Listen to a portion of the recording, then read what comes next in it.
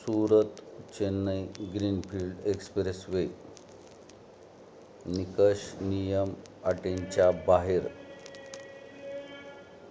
ठराविक बगलबच्च्यांनी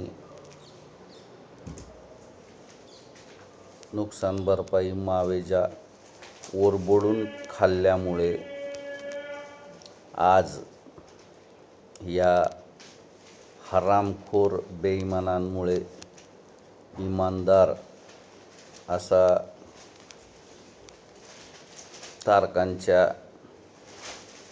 ह्याच्यात चक्रव्यूहात विळख्यात अडकवायची हिम्मत हे भ्रष्टाचारी प्रशासन आणि प्राधिकरण का नाही, हा प्रश्न त्यांनी स्वतः विचारावा.